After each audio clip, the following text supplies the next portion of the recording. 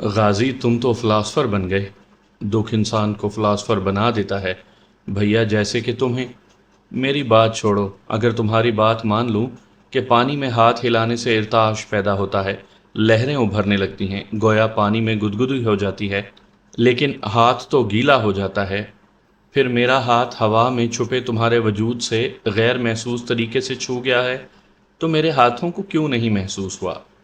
دیکھو تو میرے ہاتھ نہ گیلے ہیں، نہ کسی قسم کی ٹھنڈک اور گرمی کا احساس ہوا ہے، اوپر سے تم کہہ رہے ہو کہ میں نے تمہیں چھوا ہے۔ شاید میں تمہیں سمجھا نہ پاؤں بھیا، لیکن یہ حقیقت ہے۔ اس کا ایک ثبوت تم دیکھ سکتے ہو، اپنی انگوٹھی کو دیکھو، اس کا رنگ بدل گیا ہے۔ کیا مطلب؟ میں نے غازی کی دی ہوئی انگوٹھی دیکھی تو واقعی اس کا رنگ سیاہ پڑ گیا تھا۔ اب تم پوچھو گے کہ یہ کیسے ہوا؟ ہاں پوچھوں گا تو ضرور۔ بھیا، یہ جو مقدس جواہرات ہوتے ہیں ان کی رکھوالی ہم کرتے ہیں۔ ہم جن پہاڑوں کی غاروں میں اور گہرے پتھروں میں رہتے ہیں، ان کے نیچے یہ پتھر مقناطیسی اور طاغوتی عمل سے تیار ہوتے رہتے ہیں۔ یہ اللہ کی قدرت ہے، ایک خاص درجہ حرارت انہیں چاہیے ہوتا ہے۔ ہماری دنیا میں ان پتھروں کی بڑی قدر کی جاتی ہے کیونکہ ہم ان کے پراسرار اعمال و اثرات سے آگاہ ہوتے ہیں۔ آپ کی دنیا میں جب ان پتھروں کی تجارت ہوتی ہے تو ان کے رنگ مختلف ہو جاتے ہیں، لیکن ہمارے پاس یہ سب سیاہی مائل ہوتے ہیں۔ البتہ ان کے خواص سے ہم آگاہ ہوتے ہیں۔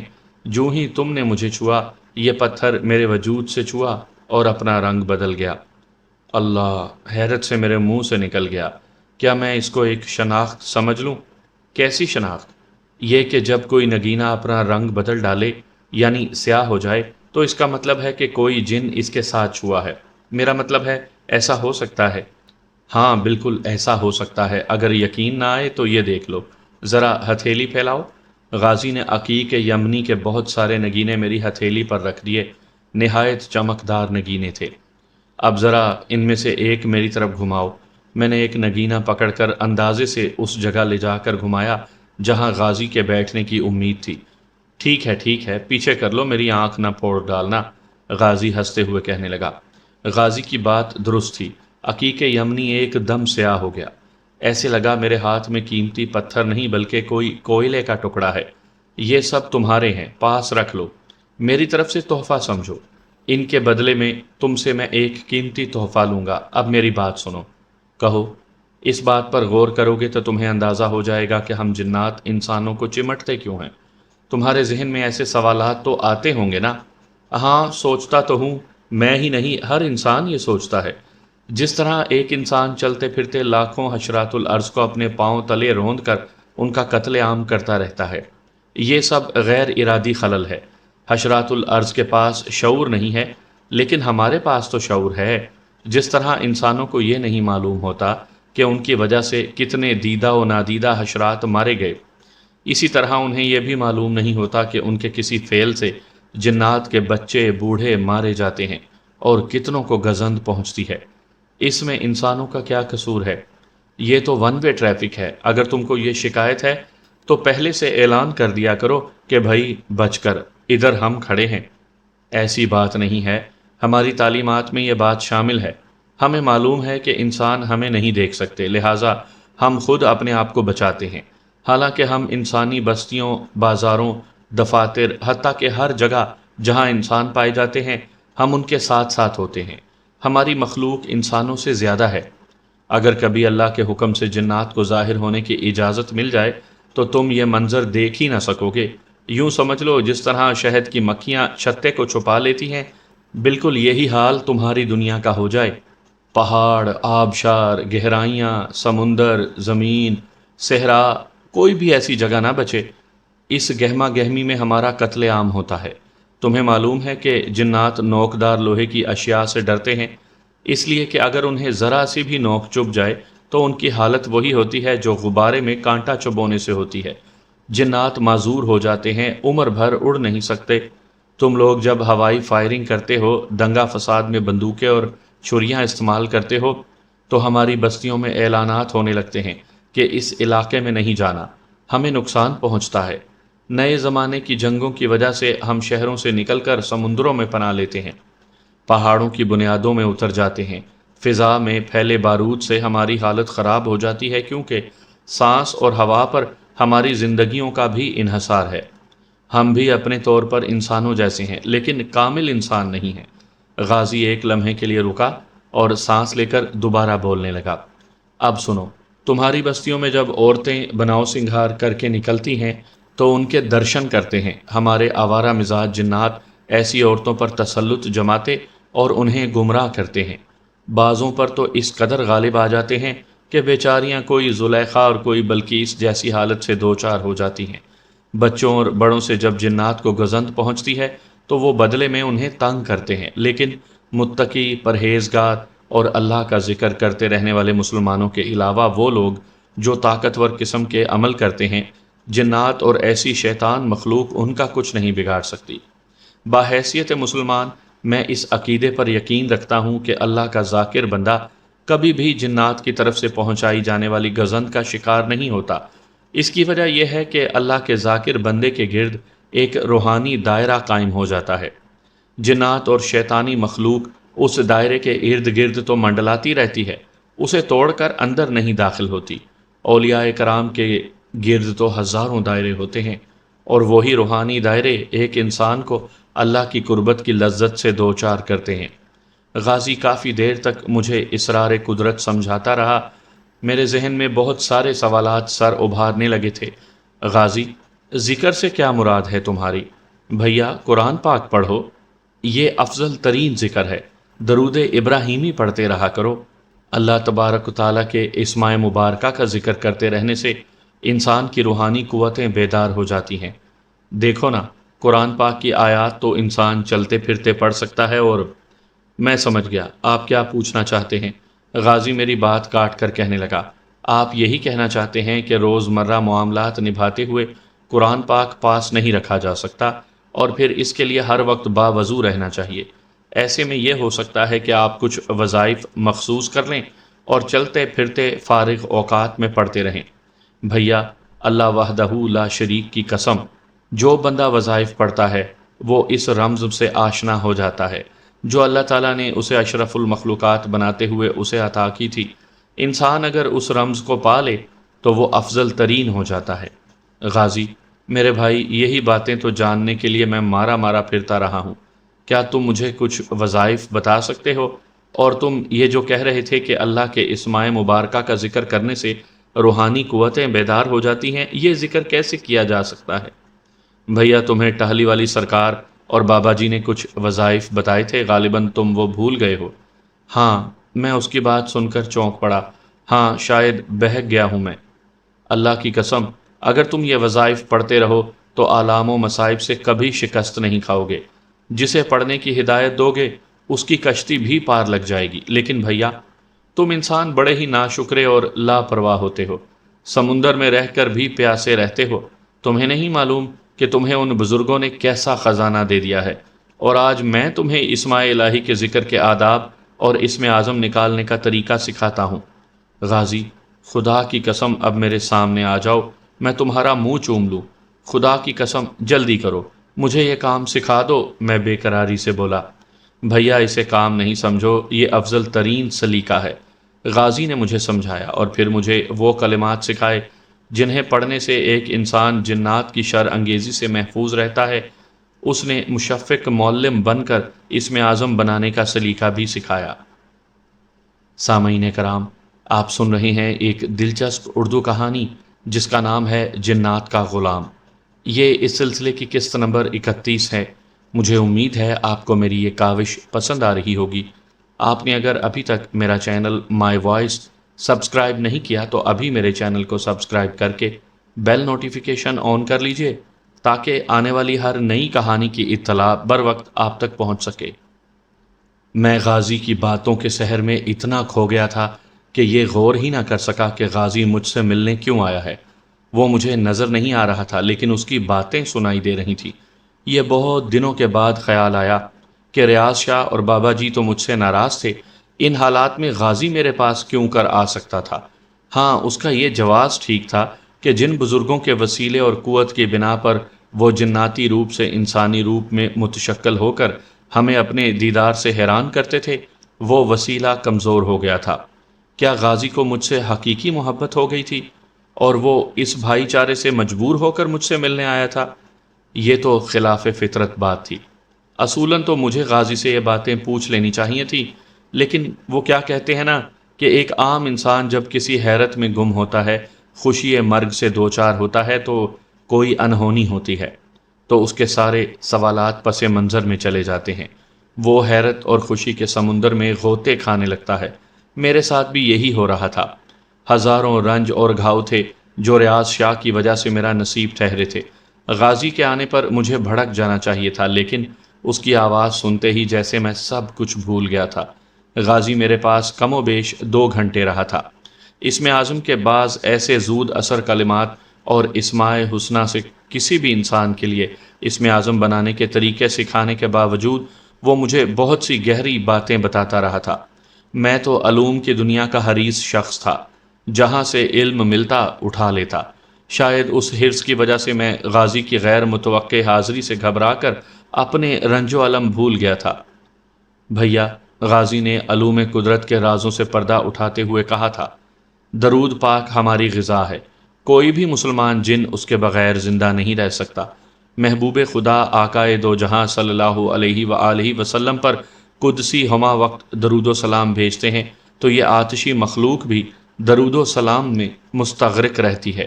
تو مسلمان تو فرقوں کے بٹواروں میں پڑے ہوئے ہو، میں اس پر کچھ نہیں کہوں گا اور نہ ہی تمہیں لعنت ملامت کروں گا، کیونکہ ہم جنات بھی اسی تقسیم کا شکار ہیں۔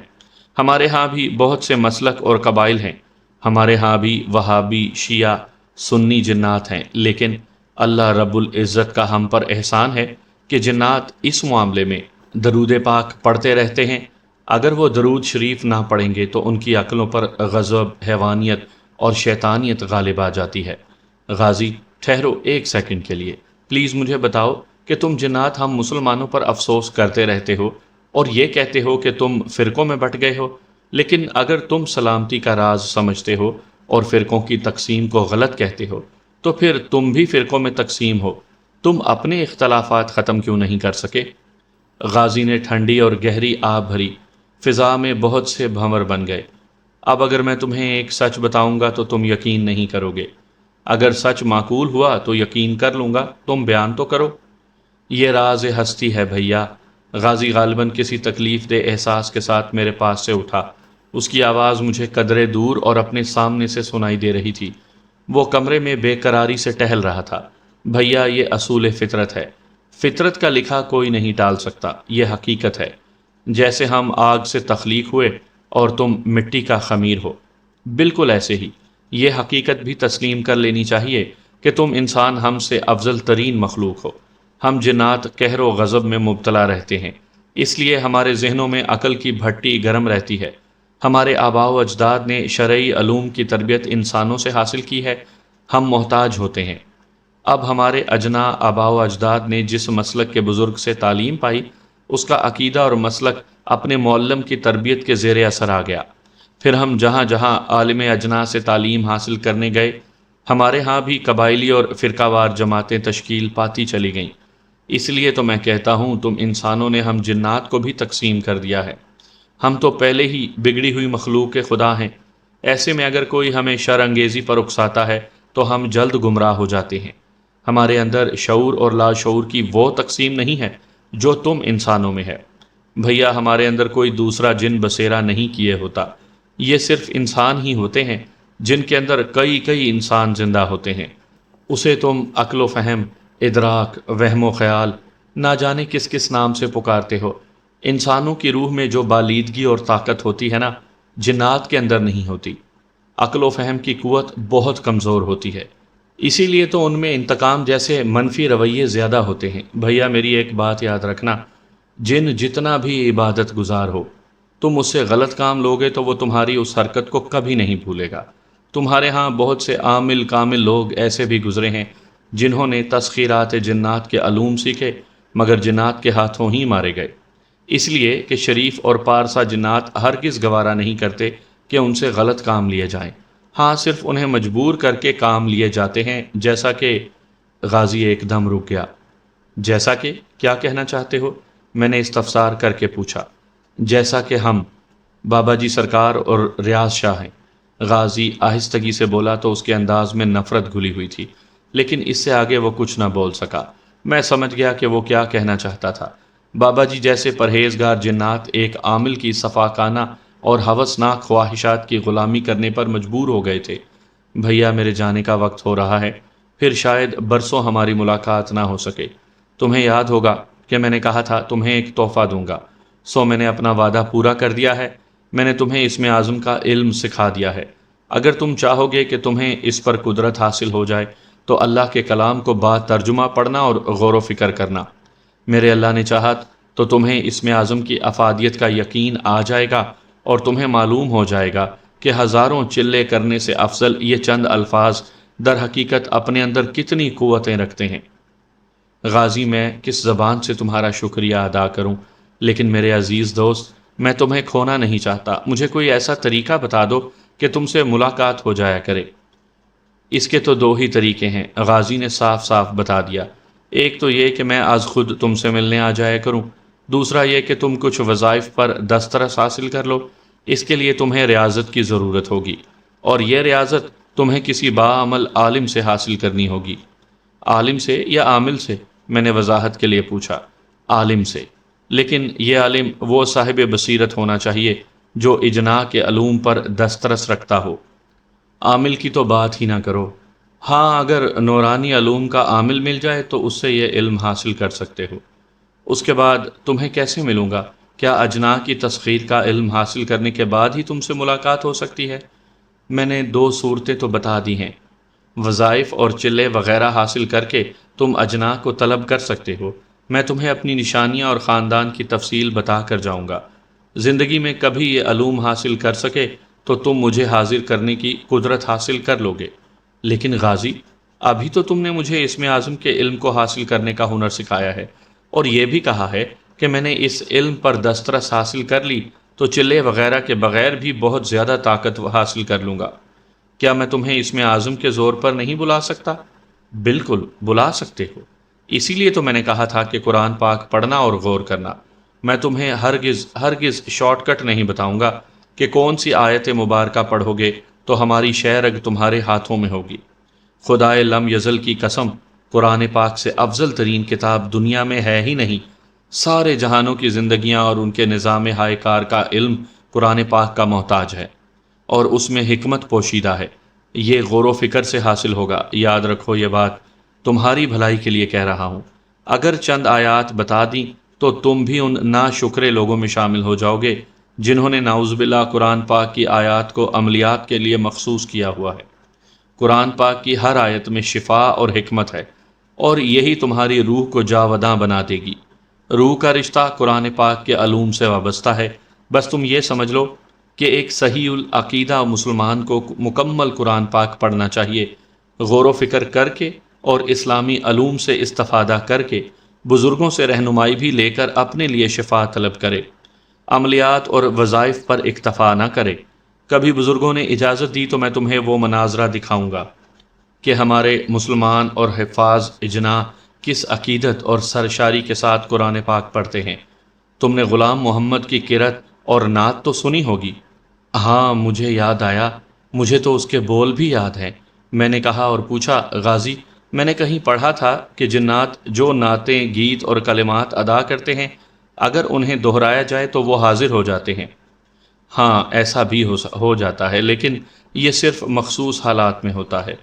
تو میں اگر تمہاری آواز کی نقل کر لوں، یعنی یہ ہنر مجھ میں ہے، اور اگر وہی نعت رسول مقبول پڑھوں جو غلام محمد پڑھتے تھے تو کیا تم لوگ حاضر ہو جاؤ گے؟ یہ ظلم نہ کرنا، ہرگز تمہیں اجازت نہیں دوں گا، غازی تیز لہجے میں بولا۔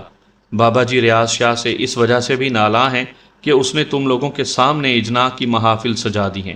اگر کوئی انسان ایک ایسی جگہ پر جا کر جہاں ذاکر جنات بسیرا کیے ہوں وہاں جنات کے نعت خانوں کی نعتیں پڑھے گا تو شدید ترین اثر میں آ جائے گا، اور نقل ہرگز یہ کام نہ کرنا۔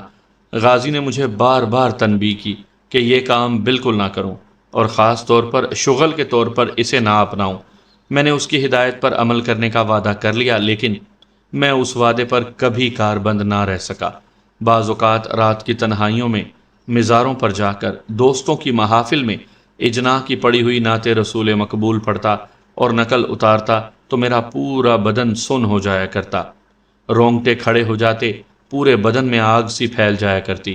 یہ میں محض اس لیے کرتا کہ یار دوستوں کو اجنا کی مخلوق کا یقین دلا دوں، لیکن وہ میری اس بات کو نہیں سمجھ سکتے تھے، سوائے ایک بار۔ میرے ایک کولیگ نے ایک بار خاص طور پر مجھ سے یہ استدعا کی تھی کہ میں انہیں اجنا کی آواز اور لہجہ سنا دوں۔ وہ اپنے کچھ دوستوں کے ساتھ مجھے اپنے گھر لے گئے تھے۔ دراصل وہ پی ٹی وی کے لیے ایک ڈرامہ تیار کر رہے تھے جس میں وہ جنات کے بارے میں بھی کہانیاں دے رہے تھے۔ میں نے پہلے تو کوشش کی کہ ان سے جان چھوٹ جائے، لیکن ان کی مجبوری کے پیش نظر میں نے انہیں بابا جی کے لہجے میں بول کر دکھایا تو اللہ ہی جانتا ہے میری حالت کیا ہو گئی تھی۔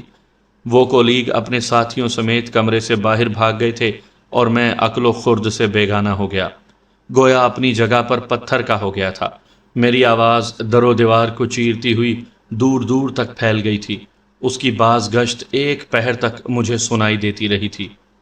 پھر ایک روز داتا دربار پر مجھے ایک بزرگ ملے، ان سے سلام دعا ہوئی اور میں نے اپنے ماضی کا ذکر کر کے انہیں اپنی اس تکلیف سے آگاہ کیا تو انہوں نے سختی سے منع کر دیا تھا کہ آئندہ یہ حرکت نہ کرنا۔ انہوں نے مجھ پر یہ بھی واضح کر دیا کہ اگر تم وظائف نہ پڑھ رہے ہوتے تو یہ وزن کبھی نہ اٹھا پاتے۔ اللہ نے تم پر عنایات کی ہیں کہ اس حساس ترین معاملے میں بد احتیاطی کے باوجود بھی تم محفوظ رہے ہو۔